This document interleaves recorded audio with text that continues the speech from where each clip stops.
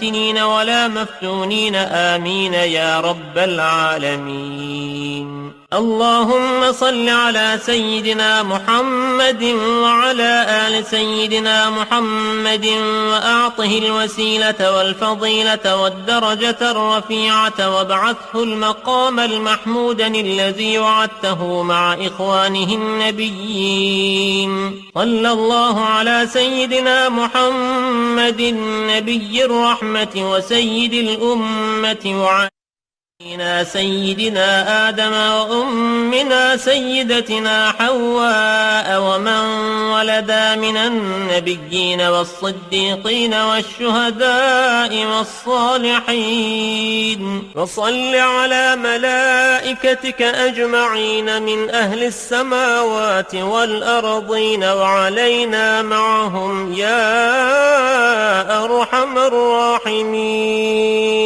اللهم اغفر لي ذنوبي ولوالدي وارحمهما كما ربياني صغيرا، ولجميع المؤمنين والمؤمنات والمسلمين والمسلمات الأحياء منهم والأموات، وتابع بيننا وبينهم بالخيرات. رب اغفر وارحم وأنت خير الراحمين. ولا حول ولا قوة إلا بالله العلي العظيم. اللهم صل على سيدنا محمد نور الأنوار وسر الأسرار وسيد الأبرار وزين المرسلين الأخيار، وأكرم من أظلم عليه الليل وأشرق عليه النهار، وعدد ما نزل من أول الدنيا إلى آخرها من قطر الأمطار، وعدد ما نبت من أول الدنيا إلى آخرها من النبات والأشجار، صلاة دائمة بدوام ملك الله الواحد القهار. اللهم صل على سيدنا محمد صلاة تكرم بها مثواه وتشرف بها عقباه وتبلغ بها يوم القيامة مناه ورضاه. هذه الصلاة تعظيما لحقك يا سيدنا محمد. اللهم صل على سيدنا محمد حاء الرحمة وميمي الملك ودال الدوام السيد الكامل الفاتح الخاتم، عدد ما في علمك كائن أو قد كان، كلما ذكرك وذكره الذاكرون وكلما غفل عن ذكرك وذكره الغافلون.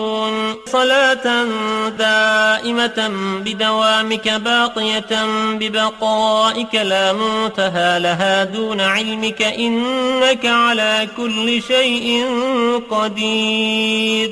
اللهم صل على سيدنا محمد النبي الأمي وعلى آل سيدنا محمد الذي هو أبهى شموس الهدى نورا وأبهرها، وأسير الأنبياء فخرا وأشهرها، ونوره أزهر أنوار الأنبياء وأشرفها وأوضحها، وأزكى الخليقة أخلاقا وأطهرها، وأكرمها خلقا وأعدلها. اللهم صل على سيدنا محمد النبي الأمي وعلى آل سيدنا محمد الذي هو أبهى من القمر التام وأكرم من السحاب المرسلة والبحر الخطم. اللهم صل على سيدنا محمد النبي الأمي وعلى آل سيدنا محمد الذي قرنت البركة بذاته ومحياه وتعطرت العوالم بطيب ذكره ورياه.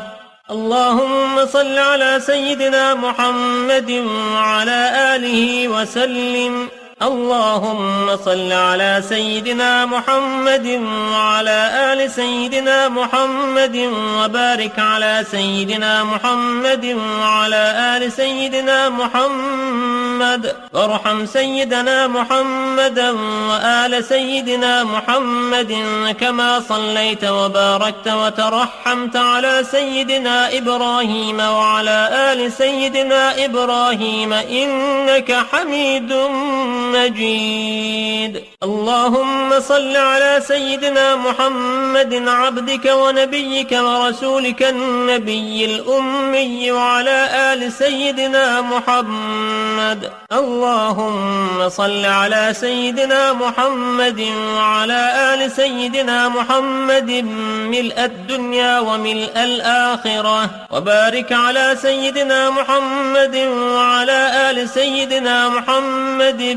ملء الدنيا وملء الآخرة، وارحم سيدنا محمدا وآل سيدنا محمد ملء الدنيا وملء الآخرة، واجز سيدنا محمدا وآل سيدنا محمد ملء الدنيا وملء الآخرة، وسلم على سيدنا محمد وعلى آل سيدنا محمد ملء الدنيا وملء الآخرة. اللهم صل على سيدنا محمد كما أمرتنا أن نصلي عليه، وصل على سيدنا محمد كما ينبغي أن يصلى عليه. اللهم صل على نبيك المصطفى ورسولك المرتضى ووليك المجتبى وأمينك على وحي السماء. اللهم صل على سيدنا محمد أكرم الأسلاف القائم بالعدل والإنصاف المنعوت في سورة الأعراف المنتخب من أصلاب الشراف والبطون الظراف المصفى من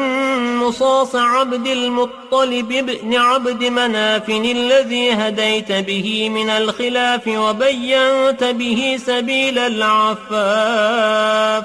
اللهم إني أسألك بأفضل مسألتك وبأحب أسمائك إليك وأكرمها عليك وبما مننت علينا بسيدنا محمد نبينا صلى الله عليه وسلم، فاستنقذتنا به من الضلالة وأمرتنا بالصلاة عليه وجعلت صلاتنا عليه درجة وكفارة ولطفا ومنا من إعطائك، فدعوك تعظيما لأمرك واتباعا لوصيتك ومنتجزا لموعودك لما يجب لنبينا سيدنا محمد صلى الله عليه وسلم في أداء حقه قبلنا، إذ آمنا به وصدقناه واتبعنا النور الذي أنزل معه، وقلت وقولك الحق. إن الله وملائكته يصلون على النبي يا أيها الذين آمنوا صلوا عليه وسلموا تسليما. وأمرت العباد بالصلاة على نبيهم فريضة افترضتها وأمرتهم بها، فنسألك بجلال وجهك ونور عظمتك وبما أوجبت على نفسك للمحسنين أن تصلي أنت وملائكتك على سيدنا محمد عبدك ورسولك ونبيك وصفيك وخيرتك من خلقك أفضل ما صليت على أحد من خلقك إنك حميد مجيد. اللهم ارفع درجته وأكرم مقامه وثقل ميزانه وأبلج حجته وأظهر ملته وأجزل ثوابه وأضئ نوره وأدم كرامته وألحق به من ذريته وأهل بيته ما تقر به عينه، وعظمه في النبيين الذين خلوا قبله. اللهم اجعل سيدنا محمدا أكثر النبيين تبعا وأكثرهم أزراء وأفضلهم كرامة ونورا وأعلاهم درجة وأفسحهم في الجنة منزلا. اللهم اجعل في السابقين غايته وفي المنتخبين منزله وفي المقربين داره وفي المصطفين منزله. اللهم اجعله أكرم الأكرمين عندك منزلا وأفضلهم ثوابا وأقربهم مجلسا وأسبقهم وأثبتهم مقاما وأصوبهم كلاما وأنجحهم مسألة وأفضلهم لديك نصيبا وأعظمهم فيما عندك رغبة، وأنزله في غرفات الفردوس من الدرجات العلى التي لا درجة فوقها. اللهم اجعل سيدنا محمدا أصدق قائل وأنجح سائل وأول شافع وأفضل مشفع، وشفعه في أمته بشفاعة يغبطه بها الأولون والآخرون. وإذا ميزت عبادك بفصل قضائك فاجعل سيدنا محمدا في الأصدقين قيلا والأحسنين عملا وفي المهديين سبيلا. اللهم اجعل نبينا لنا فرطا واجعل حوضه لنا موعدا لأولنا وآخرنا. اللهم احشرنا في زمرته واستعملنا في سنته وتوفنا على ملته وعرفنا وجهه واجعلنا في زمرته وحزبه. اللهم اجمع بيننا وبينه كما آمنا به ولم نره، ولا تفرق بيننا وبينه حتى تدخلنا مدخله وتوردنا حوضه، وتجعلنا من رفقائه مع المنعم عليهم من النبيين والصديقين والشهداء والصالحين وحسن أولئك رفيقا. الحمد لله رب العالمين. اللهم صل على سيدنا محمد نور الهدى والقائد إلى الخير والداعي إلى الرشد، نبي الرحمة وإمام المتقين ورسول رب العالمين، لا نبي بعده، كما بلغ رسالتك ونصح لعبادك وتلا آياتك وأقام حدودك ووفى بعهدك وأنفذ حكمك وأمر بطاعتك ونهى عن معصيتك، ووالى وليك الذي تحب أن تواليه وعادى عدوك الذي تحب أن تعاديه. وصلى الله على سيدنا محمد. اللهم صل على جسده في الأجساد وعلى روحه في الأرواح وعلى موقفه في المواقف وعلى مشهده في المشاهد وعلى ذكره إذا ذكر، صلاة منا على نبينا. اللهم أبلغه منا السلام كما ذكر السلام، والسلام على النبي ورحمة الله تعالى وبركاته. اللهم صل على ملائكتك المقربين وعلى أنبيائك المطهرين وعلى رسلك المرسلين وعلى حملة عرشك وعلى سيدنا جبريل وسيدنا ميكائيل وسيدنا إسرافيل وسيدنا ملك الموت وسيدنا رضوان خازن جنتك وسيدنا مالك، وصل على الكرام الكاتبين، وصل على أهل طاعتك أجمعين من أهل السماوات والأرضين.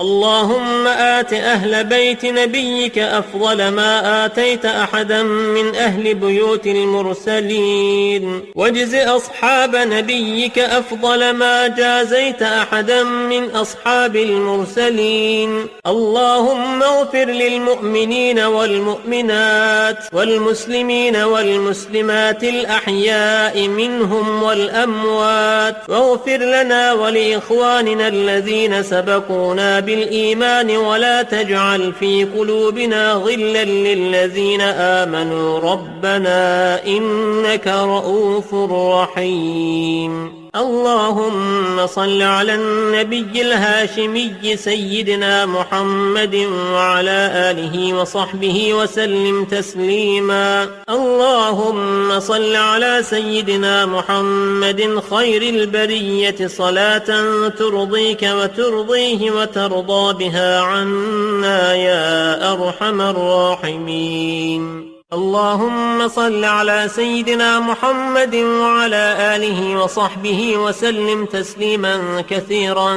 طيبا مباركا فيه جزيلا جميلا دائما بدوام ملك الله. اللهم صل على سيدنا محمد وعلى آله ملء الفضاء وعدد النجوم في السماء صلاة توازن السماوات والأرض وعدد ما خلقت وما أنت خالقه إلى يوم القيامة. اللهم صل على سيدنا محمد وعلى آل سيدنا محمد كما صليت على سيدنا إبراهيم، وبارك على سيدنا محمد وعلى آل سيدنا محمد كما باركت على سيدنا إبراهيم وعلى آل سيدنا إبراهيم في العالمين إنك حميد مجيد. اللهم إني أسألك العفو والعافية في الدين والدنيا والآخرة. اللهم استرنا بسترك الجميل. اللهم إني أسألك بحقك العظيم وبحق نور وجهك الكريم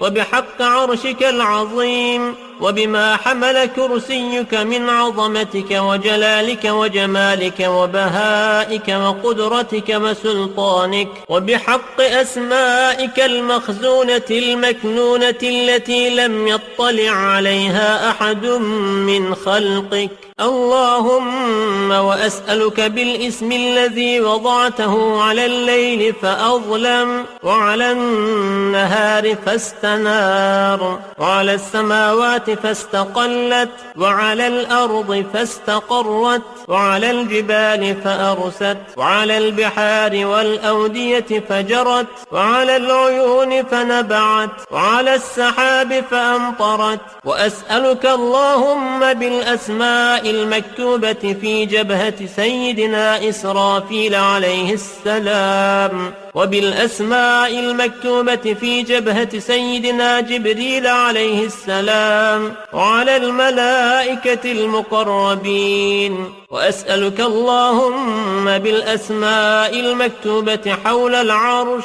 وأسألك بالأسماء المكتوبة حول الكرسي. بسم الله الرحمن الرحيم. اللهم صل على سيدنا محمد عبدك ورسولك النبي الأمي وعلى آل سيدنا محمد. اللهم صل على سيدنا محمد وعلى آل سيدنا محمد صلاة تكون لك رضاء وله جزاء ولحقه أداء، وأعطه الوسيلة والفضيلة والمقام المحمود الذي وعدته، واجزه عنا ما هو أهله، واجزه أفضل ما جازيت به نبيا عن قومه ورسولا عن أمته. فصل على جميع إخوانه من النبيين والصالحين يا أرحم الراحمين.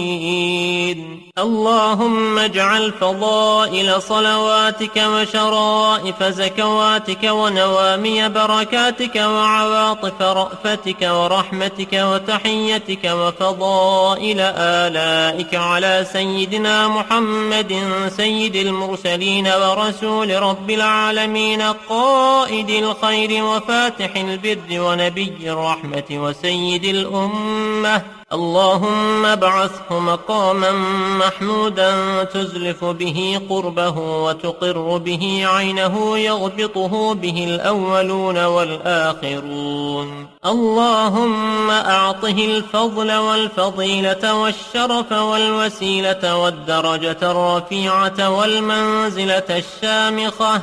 اللهم أعط سيدنا محمدا الوسيلة وبلغه مأموله، واجعله أول شافع وأول مشفع. اللهم عظم برهانه وثقل ميزانه وأبلج حجته وارفع في أهل عليين درجته وفي أعلى المقربين منزلته. اللهم أحينا على سنته وتوفنا على ملته، واجعلنا من أهل شفاعته واحشرنا في زمرته، وأوردنا حوضه واسقنا من كأسه غير خزايا ولا نادمين ولا شاكين ولا مبدلين ولا مغيرين ولا فاتنين ولا مفتونين. آمين يا رب العالمين. اللهم صل على سيدنا محمد وعلى آل سيدنا محمد،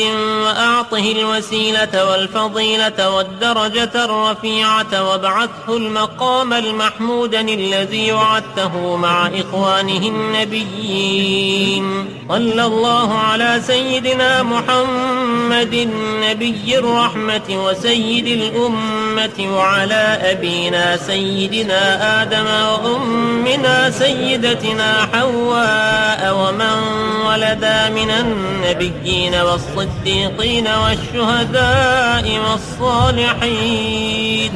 وصل على ملائكتك أجمعين من أهل السماوات والأرضين وعلينا معهم يا أرحم الراحمين. اللهم اغفر لي ذنوبي ولوالدي وارحمهما كما ربياني صغيرا، ولجميع المؤمنين والمؤمنات والمسلمين والمسلمات الأحياء منهم والأموات، وتابع بيننا وبينهم بالخيرات. رب اغفر وارحم وأنت خير الراحمين. ولا حول ولا قوة إلا بالله العلي العظيم. اللهم صل على سيدنا محمد نور الأنوار وسد الأسرار وسيد الأبرار وزين المرسلين الأخيار، وأكرم من أظلم عليه الليل وأشرق عليه النهار، وعدد ما نزل من أول الدنيا إلى آخرها من قطر الأمطار، وعدد ما نبت من أول الدنيا إلى آخرها من النبات والأشجار، صلاة دائمة بدوام ملك الله الواحد القهار. اللهم صل على سيدنا محمد صلاة تكرم بها مثواه وتشرف بها عقباه، وتبلغ بها يوم القيامة مناه ورضاه. هذه الصلاة تعظيما لحقك يا سيدنا محمد. اللهم صل على سيدنا محمد حاء الرحمة وميمي الملك ودال الدوام، السيد الكامل الفاتح الخاتم، عدد ما في علمك كائن أو قد كان، كلما ذكرك وذكره الذاكرون، وكلما غفل عن ذكرك وذكره الغافلون. صلاة دائمة بدوامك باقية ببقائك لا منتهى لها دون علمك، إنك على كل شيء قدير.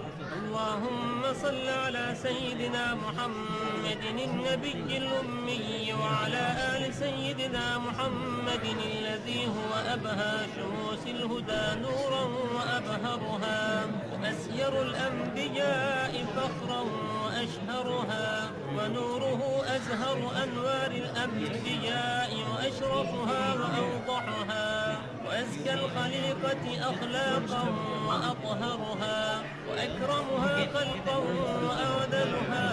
اللهم صل على سيدنا محمد النبي الأمي وعلى آل سيدنا محمد الذي هو أبهى من القمر التام وأكرم من السحاب المرسلة والبحر الخضر. اللهم صل على سيدنا محمد النبي الأمي وعلى آل سيدنا محمد الذي قرنت البركة البركة بذاته ومحياه، وتعطرت العوالم بطيب ذكره ورياه. اللهم صل على سيدنا محمد وعلى آله وسلم. اللهم صل على سيدنا محمد وعلى آل سيدنا محمد، وبارك على سيدنا محمد وعلى آل سيدنا محمد، وارحم سيدنا محمدا وآل سيدنا محمد كما صليت وباركت وترحمت على سيدنا إبراهيم وعلى آل سيدنا إبراهيم إنك حميد مجيد. اللهم صل على سيدنا محمد عبدك ونبيك ورسولك النبي الأمي وعلى آل سيدنا محمد. اللهم صل على سيدنا محمد وعلى آل سيدنا محمد ملء الدنيا وملء الآخرة، وبارك على سيدنا محمد وعلى آل سيدنا محمد ملء الدنيا وملء الآخرة، وارحم سيدنا محمدا وآل سيدنا محمد ملء الدنيا وملء الآخرة، واجز سيدنا محمدا وآل سيدنا محمد ملء الدنيا وملء الآخرة، وسلم على سيدنا محمد وعلى آل سيدنا محمد ملء الدنيا وملء الآخرة. اللهم صل على سيدنا محمد كما أمرتنا أن نصلي عليه، وصل على سيدنا محمد كما ينبغي أن يصلى عليه. اللهم صل على نبيك المصطفى ورسولك المرتضى ووليك المجتبى وأمينك على وحي السماء. اللهم صل على سيدنا محمد أكرم الأسلاف القائم بالعدل والإنصاف المنعوت في سورة الأعراف المنتخب من أصلاب الشراف والبطون الظراف المصفى من مصاص عبد المطلب بن عبد مناف الذي هديت به من الخلاف وبينت به سبيل العفاف. اللهم إني أسألك بأفضل مسألتك وبأحب أسمائك إليك وأكرمها عليك وبما مننت علينا بسيدنا محمد نبينا صلى الله عليه وسلم، فاستنقذتنا به من الضلالة وأمرتنا بالصلاة عليه، وجعلت صلاتنا عليه درجة وكفارة ولطفا ومنا من إعطائك، فدعوك تعظيما لأمرك واتباعا لوصيتك ومنتجزا لموعودك لما يجب لنبينا سيدنا محمد صلى الله عليه وسلم في أداء حقه قبلنا، إذ آمنا به وصدقناه واتبعنا النور الذي أنزل معه، وقلت وقولك الحق. إن الله وملائكته يصلون على النبي، يا أيها الذين آمنوا صلوا عليه وسلموا تسليما.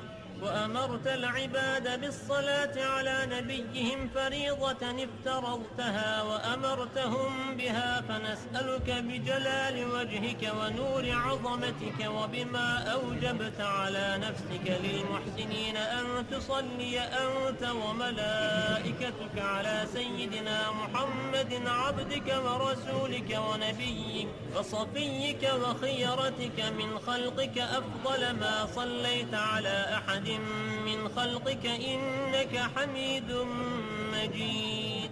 اللهم ارفع درجته وأكرم مقامه وثقل ميزانه وأبلج حجته وأظهر ملته وأجزل ثوابه وأضئ نوره وأدم كرامته وألحق به من ذريته وأهل بيته ما تقر تقر به عينه وعظمه في النبيين الذين خلوا قبله. اللهم اجعل سيدنا محمدا أكثر النبيين تبعا وأكثرهم أزراء وأفضلهم كرامة ونورا وأعلاهم درجة وأفسحهم في الجنة منزلا. اللهم اجعل في السابقين غايته وفي المنتخبين منزله وفي المقربين داره وفي المصطفين منزله.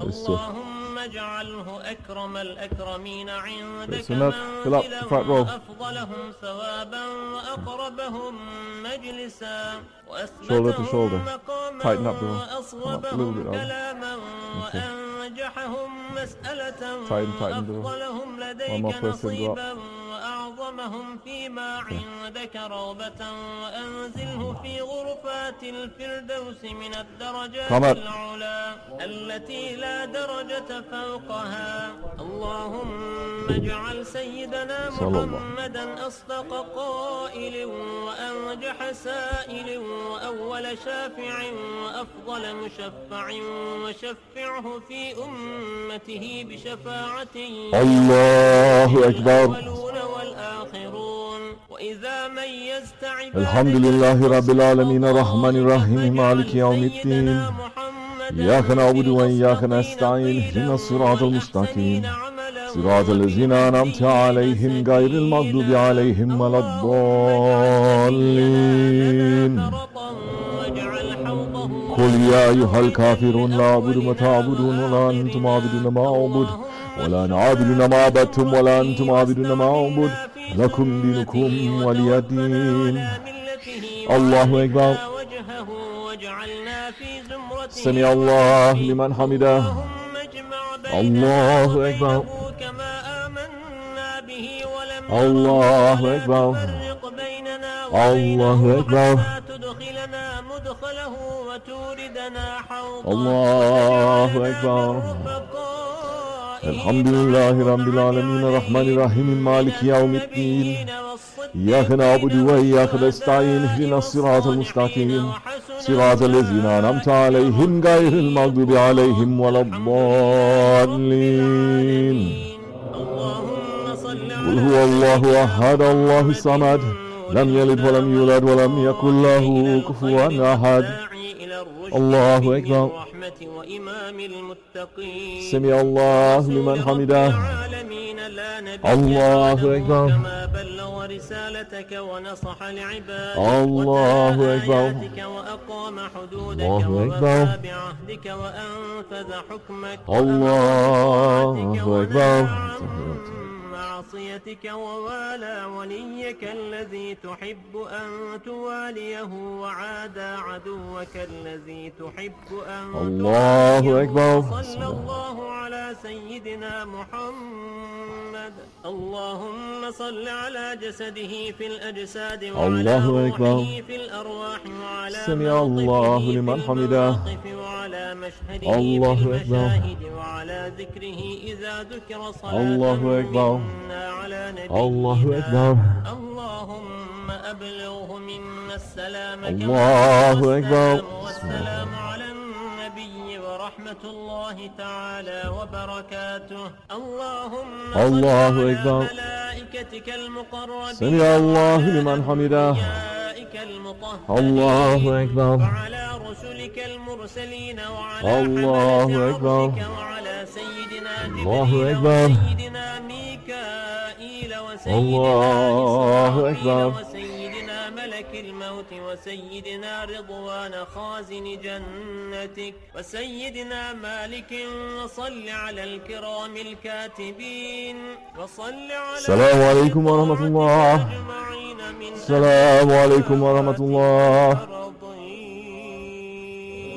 اللهم آت أهل بيت نبيك أفضل ما آتيت أحدا من أهل بيوت المرسلين واجز أصحاب نبيك أفضل ما جازيت أحدا من أصحاب المرسلين.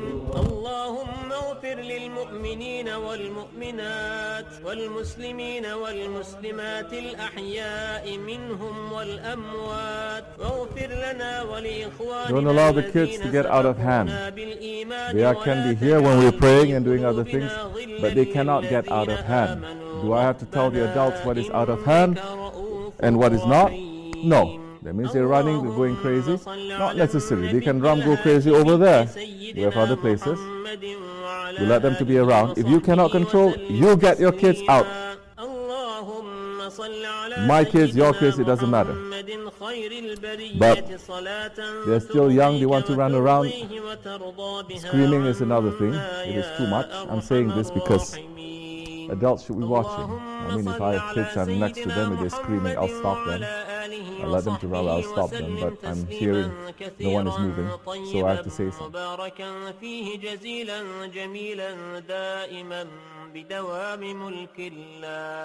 اللهم صل على سيدنا محمد وعلى آله ملء الفضاء وعدد النجوم في السماء صلاة توازن السماوات والأرض وعدد ما خلقت وما أنت خالقه إلى يوم القيامة. اللهم صل على سيدنا محمد وعلى آل سيدنا محمد كما صليت على سيدنا إبراهيم وبارك على سيدنا محمد وعلى آل سيدنا محمد كما باركت على سيدنا إبراهيم وعلى آل سيدنا إبراهيم في العالمين إنك حميد مجيد. اللهم إني أسألك العفو والعافية في الدين والدنيا والآخرة. اللهم استرنا بسترك الجميل. اللهم إني أسألك بحقك العظيم وبحق نور وجهك الكريم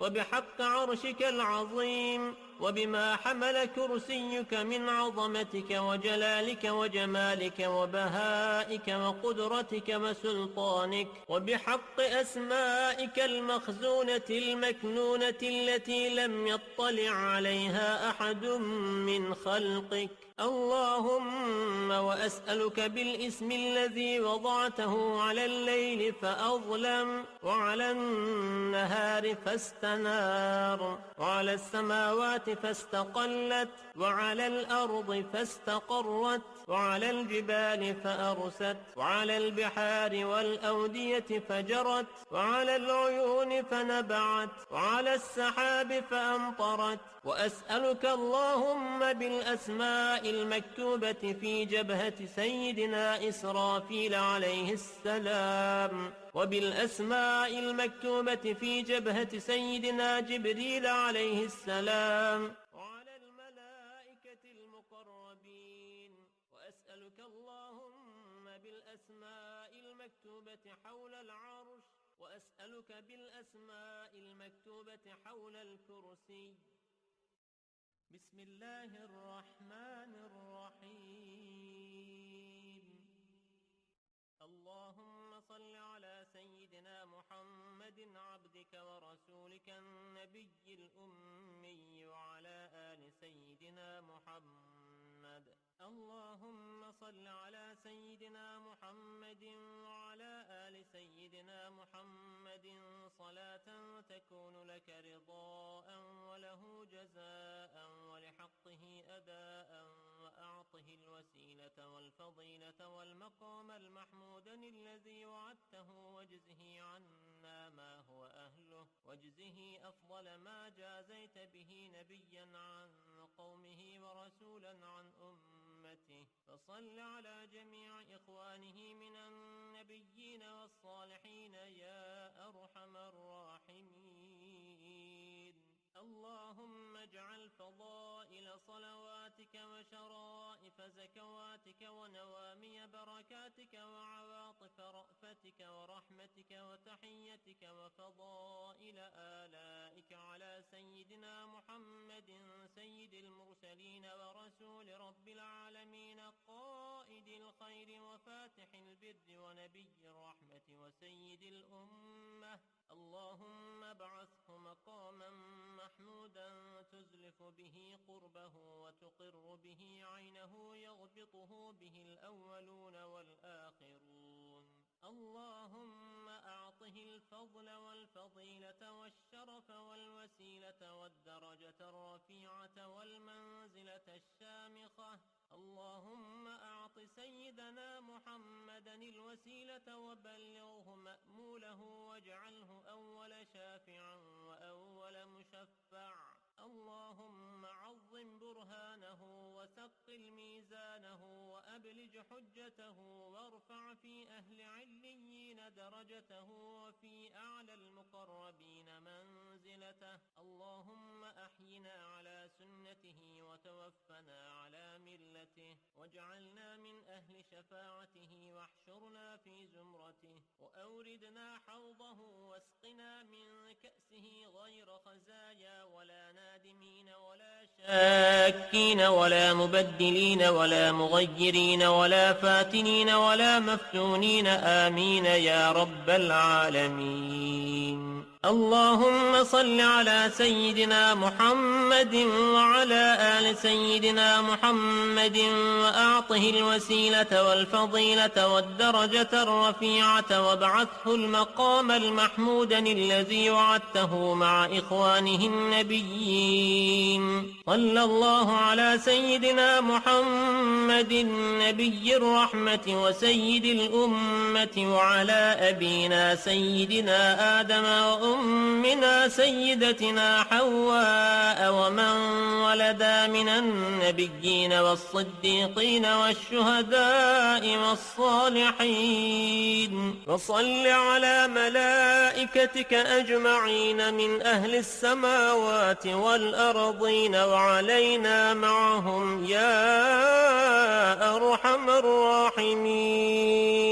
اللهم اغفر لي ذنوبي ولوالدي وارحمهما كما ربياني صغيرا ولجميع المؤمنين والمؤمنات والمسلمين والمسلمات الأحياء منهم والأموات وتابع بيننا وبينهم بالخيرات. رب اغفر وارحم وأنت خير الراحمين. ولا حول ولا قوة إلا بالله العلي العظيم.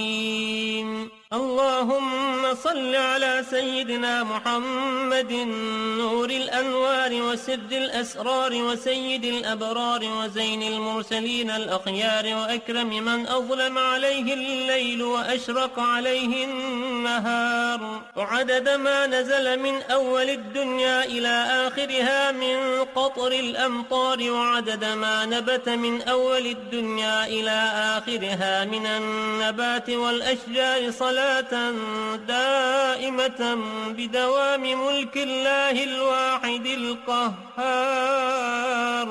اللهم صل على سيدنا محمد صلاة تكرم بها مثواه وتشرف بها عقباه وتبلغ بها يوم القيامة and fix your behavior. Watch that your ego and your shaitan is not going to start rebelling, knowing is going to get locked up for 1 month and teaching you, shaitan teaching your ego, when I'm gone, do this, this, and this, and this, and don't forget about this and this.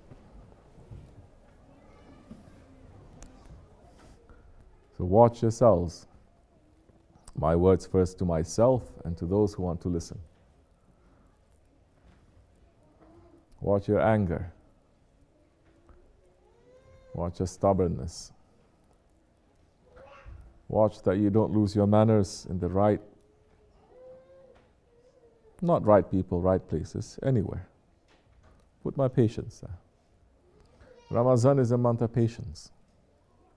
If you're not going to practice now, how are you going to be patient in the month of Ramadan? And be happy. Be happy that Allah is giving us this opportunity again. This Ramadan that is coming, completely different from last Ramadan, will never be again another one like this. Look like that. Prepare yourself like that. And then these last few nights, of the month of Shaban, say, I'm going to do this much, little bit only. Every night, trying to. Preparation for Ramadan. Whatever zikr you're making, whatever nafila ibadat, fasting, say this is to make my Allah to be happy with me, to make my Prophet to be happy with me. Don't concentrate so much. I'm doing this because I want my du'as to be accepted. I'm doing this because I want to go to paradise. I'm doing this because I want to get to a higher station. No. It's that kind of ibadat that saints they're against. They say, make ibadat because Allah deserves to be worshipped. That time, because you are presenting the ibadat with respect and with love and thankfulness, not too much judgment is going to be on that, because it's coming from the heart. When it's not coming from the heart, it's for something else, then they're going to say, okay, you want this, but what are you giving? Like this is not acceptable. Then it's not going to be answered. Somebody knowing it's your birthday, they make something from the heart, and you know it is coming sincerely. It may not be very nice, it may not be very good, but never you're going to be angry with it, never you're going to be not accepting it. You're going to say this is very nice, because it's coming from the heart, even when it's not perfect.